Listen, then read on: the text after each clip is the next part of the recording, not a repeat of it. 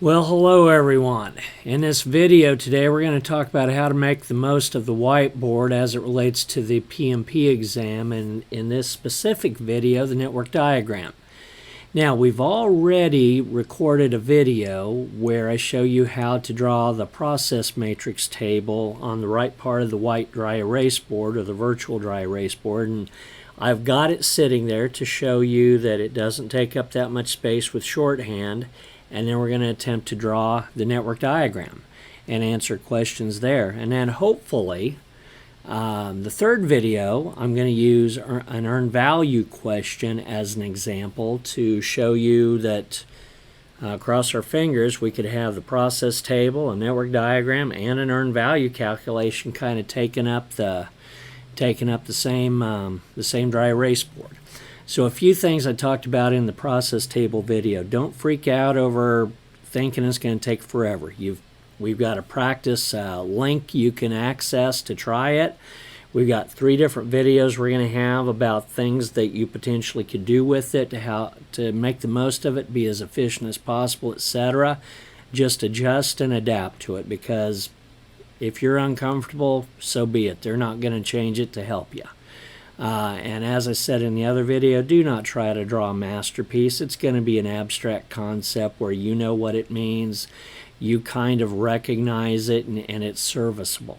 Like if I were drawing a video, or I shouldn't say a video, but like if I were drawing a graphic for a video or a graphic for my book, it's going to look a lot prettier than I would on this virtual dry erase board. But I also would run out of time if I was drawing it to that caliber during the real test. So again, don't try to draw a masterpiece. Use text boxes. This is a huge thing. And one thing I want you to remember, at least from what I can see, once you leave a text box, at least what little I've worked with this, I've clicked all around it. I haven't been able to open it up and go back in there. So, for example, don't type A and then come back and think you're going to put another text box right above it with 2, like 2 days duration. When you're drawing the diagram, you're going to see me put A, 2 if it's 2 days long, B, 4 if it's 4 days long. And then and we're going to draw lines as we go to keep us from hopefully, not making a mistake.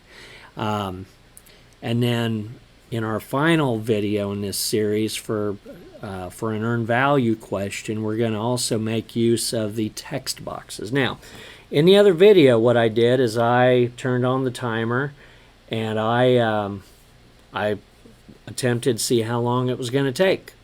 And that's what we're going to do here as well.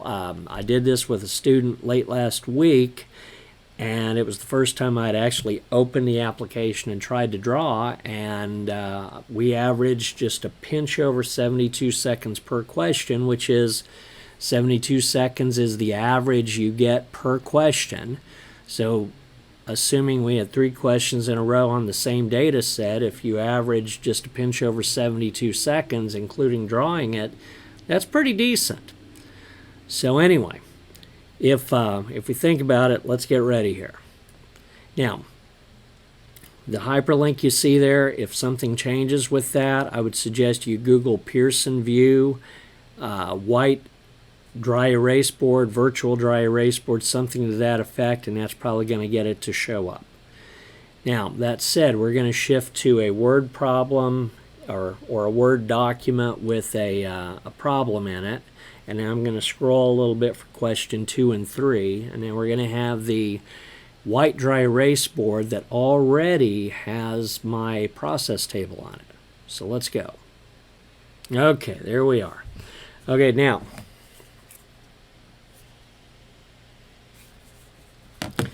okay, so let's see.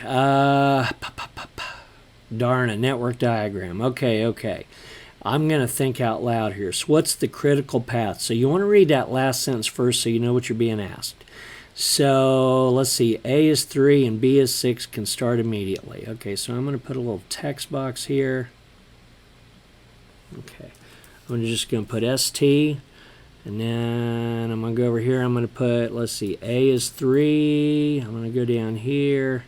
I'm going to put B is 4, B is 6.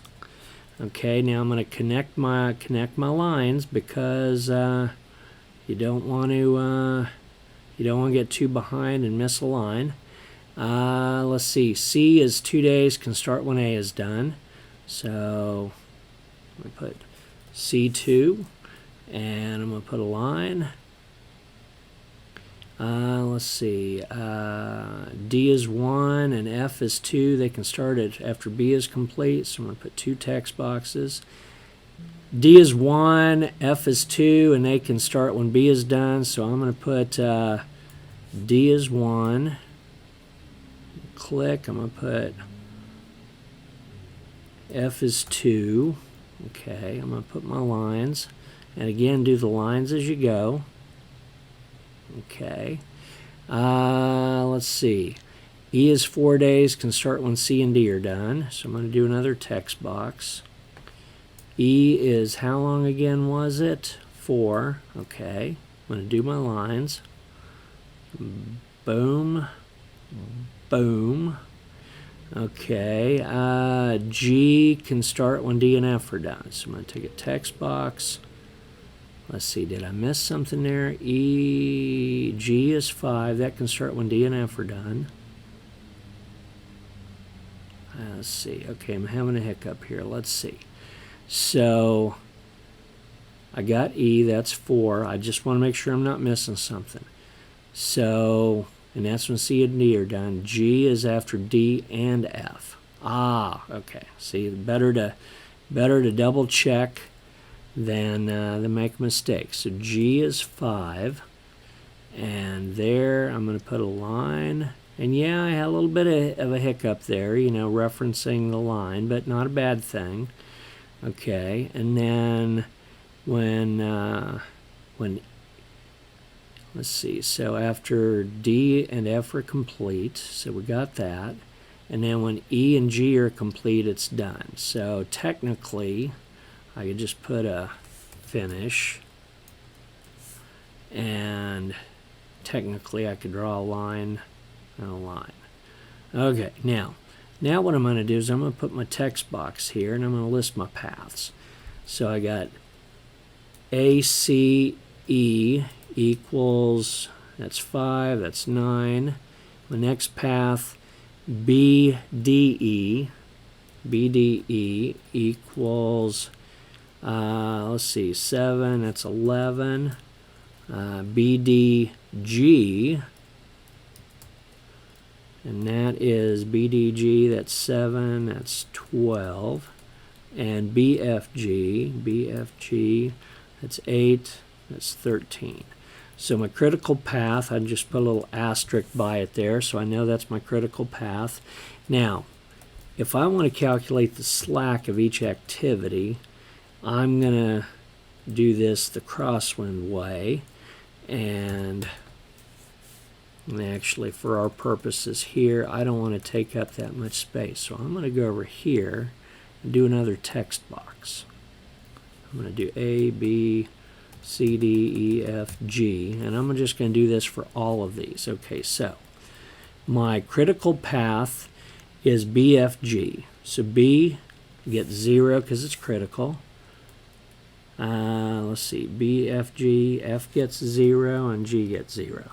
Now my next longest path is BDG, so that's got a difference of 1 from the critical path. So if I don't already have a number over here, B 0, D gets a 1, G already has a number. My next longest is BDE, that's got a difference of 2 from critical, so it's 2 days. So B, D, E gets 2. And then my remaining path, ACEG, has a difference of 4 days. So A gets 4 days, C gets 4 days. Now, I've already identified the critical path. So using the info in this other question, what's the slack of D? 1 day. And if D increases from 1 day to 3 days, what's a critical path and its length? So we take the long, so D slips 2 days. According to this, D could only slip 1 day before it's critical. So I would take the longest one with D on it, which is BDG. Yeah, see, that's where it won't let you go there.